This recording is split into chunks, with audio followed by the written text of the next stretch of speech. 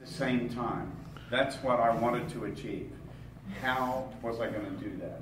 Well, I did it one bar at a time.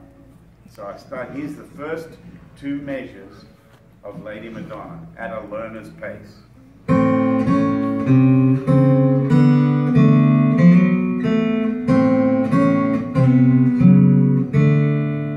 I got that far, I knew that was right, so I practiced that.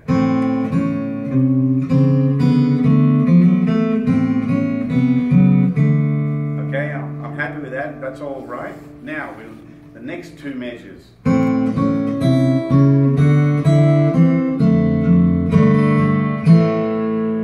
then I practice that.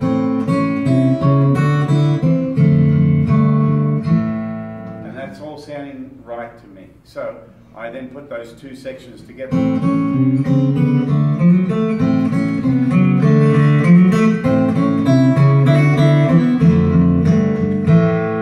That's all sounding musical and I'm getting my hands around, right? Then I worked out the next section.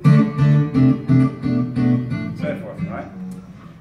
And then once I was positive that I had all the notes right and everything was working, I was still fumbling my way trying to physically play it because it's new motor skills, right? So I then went into practice mode, and all I did is practice that. When you learn a new piece and you've got all these new skills to try and get on top of, don't play anything else, just that, okay? For at least a week. Don't play anything else. Get your hands around this new piece. Every time you pick up the guitar, play the new song. Put the guitar down, pick the guitar up again, play the new song. You know, that should be your modus operandi, that there.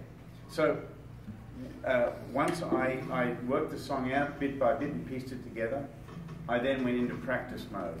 And what happens is, with our brain, is we stop thinking about all the motor skills eventually when we don't have to think about them because our hands start doing it, right? Then what happens, and it's like I said, it's like magic.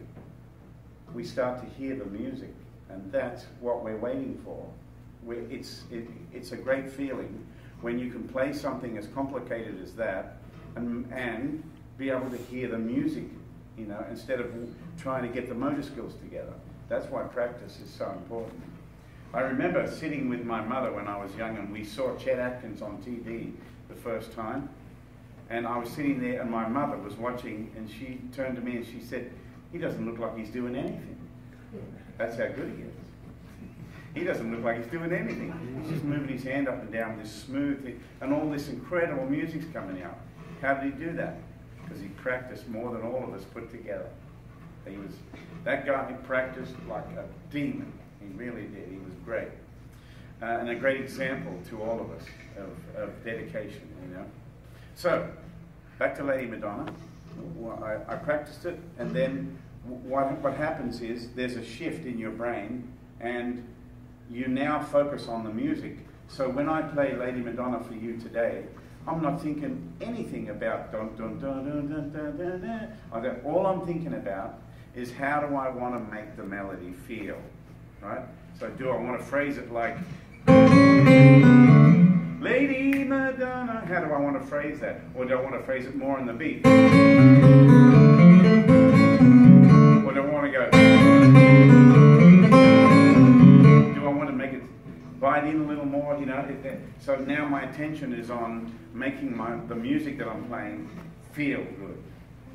So here we go.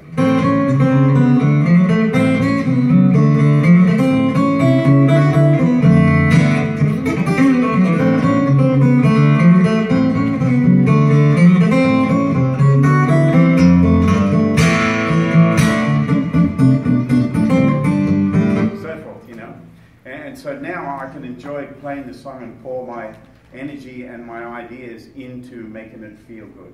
But it started out as a very mechanical learning a skill, and then over time that skill turned into music. Anybody have any questions about that? No? Okay.